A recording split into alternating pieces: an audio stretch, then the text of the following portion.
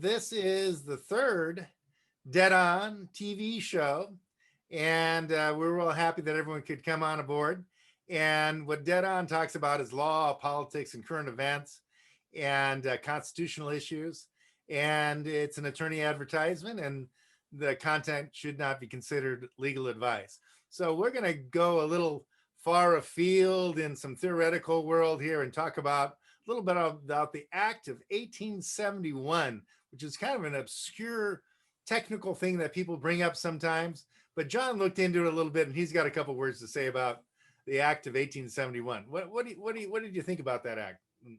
Well, basically, as I understood it, I understand how people have used it, and we'll get to that. But the Act of 1871 was essentially to make the District of Columbia, or create it, and make it a federal district as opposed to anything else.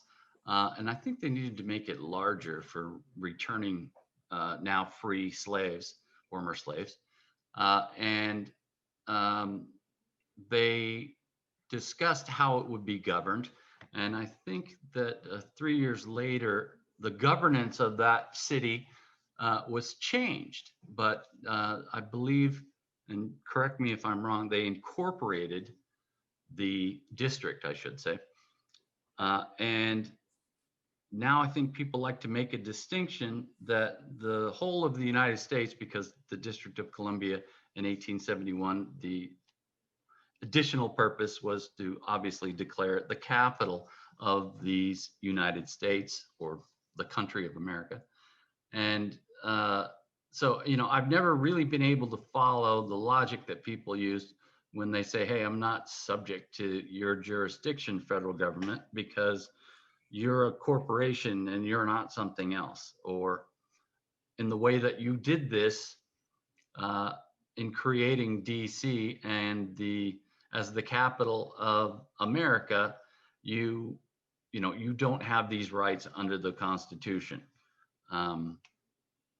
Maybe that's a little farther than your question, the scope of the question you asked me, but no, there's nothing too far on this one. There's nothing too far on this one, but what some folks would argue on this thing is the Act of 1871 changed the United States from being a country to being under a corporation. And the key wording, that's the argument, yeah.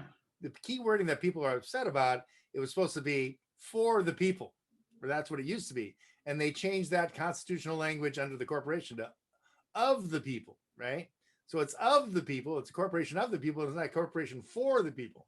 So the question is, well, who's it for now? In other words, who's the stockholders of this corporation? And so people are going, well, are we widgets?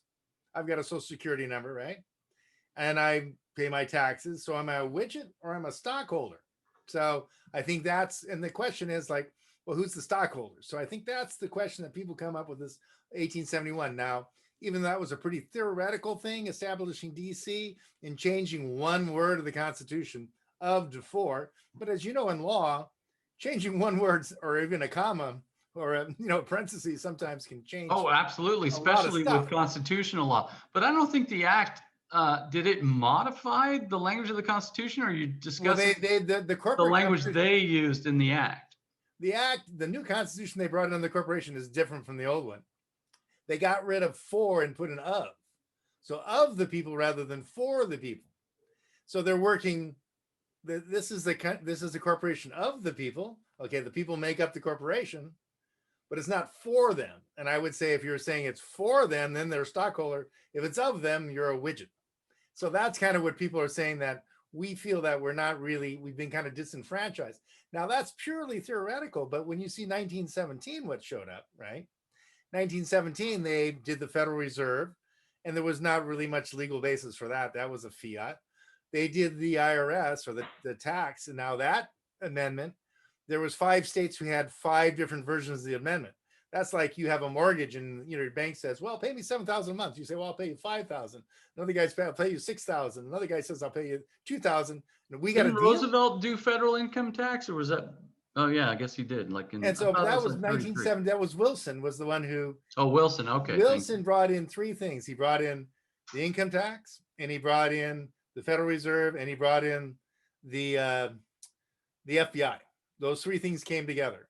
So And the that's- Federal Reserve came into being at the time that we went off the gold standard. No. The Federal Okay, Reserve I came in didn't think so. much before. It came in about 1917. And so what I'm saying, this act of 1871, people look at it and they go, that was kind of put the foundations for these changes that happened in 1917.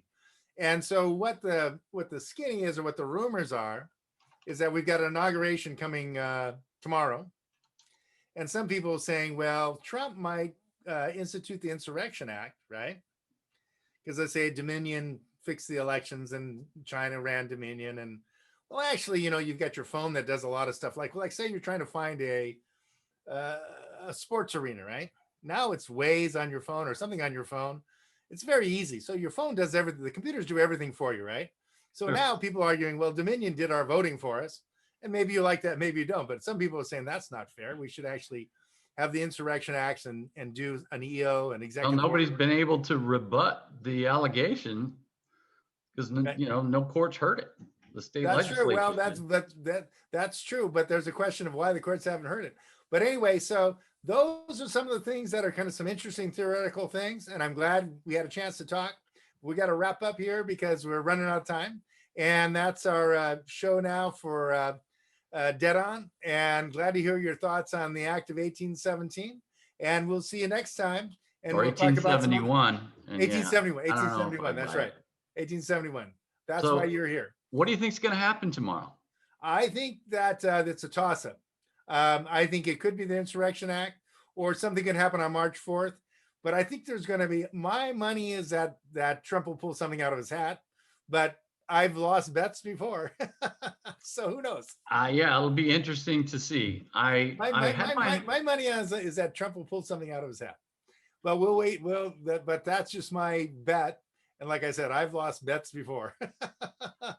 Yeah, and I think I'm at 12 to 1. I'm at 12 to 1 odds. But that's, it's a long shot. Who's giving you that? I can't tell you. I'll take That's that all- money. That's all top secret. All right, $100, 12 That's to all 1. top secret. Yeah, 12 to 1. All right, Okay. Anyway, good seeing you, John. Glad you good could to see come you too, on. Mark. And we'll All see you right. on the next one. All right. All right. Talk to you later. Night. Good night.